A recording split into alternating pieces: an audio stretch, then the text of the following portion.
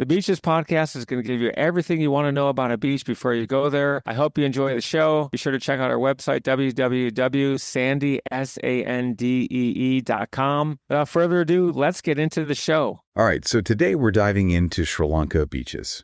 And we've got some really cool stuff to talk about. Yeah. Sri Lanka, I mean, It's amazing.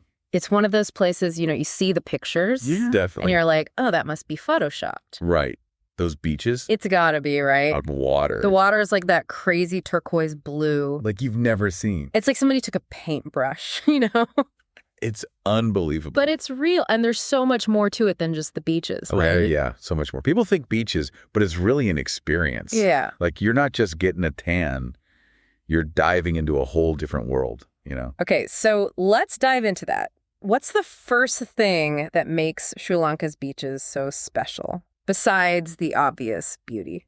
I think for me, it's the contrast. Yeah. Think about it. You can be up in the hills Okay. sipping on some of the world's best tea, Ceylon tea. World famous. Exactly. And the view, it's not just any view. It's these lush green tea plantations rolling down, down, down to the ocean. Get out. Swear to you. It's like something out of a movie. So you're telling me you can go from, like, tea tasting in the hills to swimming in the ocean? In the same day, pretty much. And you don't even have to rough it. You can stay in these old colonial bungalows right in the heart of the tea plantations. Sign me up. Right. Waking up to that view every morning, that's the dream. That's a different kind of beach vacation. Totally. It's like beaches plus, Okay, so beaches plus tea plantations. But then there's the wildlife too, right? Ah, man, the wildlife. See, that's where Sri Lanka gets really wild, You've got elephants roaming around. Elephants on the beach. Well, not exactly on the beach, but close enough. Okay. Like you could be surfing in the morning and then hop on a safari in the afternoon. No way. Yeah, Uwalwa National Park is amazing for elephants. Like you're guaranteed to see them. That's incredible. And it's not just elephants. Leopards, monkeys, all sorts of crazy birds. Birds. Oh, dude, the birds are insane. Bundala National Park, it's like a haven for bird watchers. What kind of birds are we talking about? Like seagulls? Nah, way cooler than seagulls. We're talking flamingos, pelicans, eagles, like hundreds of them. Okay, now you're just showing off. It's true. Sri Lanka's got it all. All right, so we've got beaches, we've got tea plantations, we've got wildlife safaris. Anything else we're missing? Oh, we're just getting started. Don't forget the culture, the history, all that good stuff. Right. Sri Lanka's got a long history. Thousands of years. And it's everywhere you look. Like you could be strolling along the beach one minute and then stumble upon ancient ruins the next. Like what? Ancient cities, temples, all kinds of cool stuff. Polonnaruwa, that's a must-see. Polonnaruwa, got it. Yeah, it's like stepping back in time. So, okay, I'm sold. Sri Lanka sounds amazing, but practically speaking, when's the best time to go?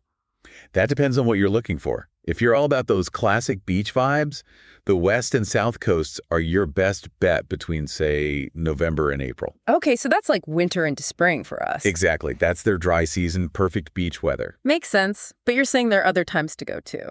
Oh, yeah, totally. Sri Lanka's got these microclimates, right? So, like, the east coast is prime time from, like, May to September. Okay, so you've really got to plan it out depending on what you're looking for. Yeah, it's worth doing your research. And, hey, even if you go during, like, shoulder season, you might get some rain, but it's also a lot less crowded, True.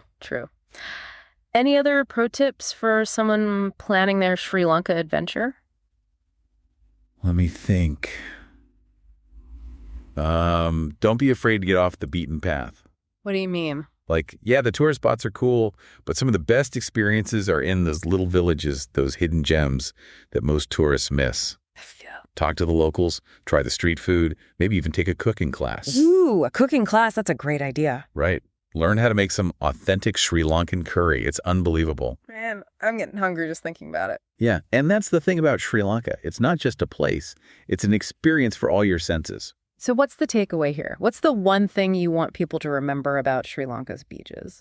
That they're more than just beaches, you know? Sri Lanka is like this hidden gem, this little island packed with adventure and beauty and culture. It's a good reminder that there's always more to discover, even in places we think we know. Totally. It's like that saying, the world is a book and those who don't travel only read one page, right? Exactly. Well said. All right, everyone, that's Sri Lanka's beaches for you. A hidden gem with something for everyone. Thanks for listening to the show, and be sure to tune in next week for your favorite episode about some of the best beaches and beach information in the world.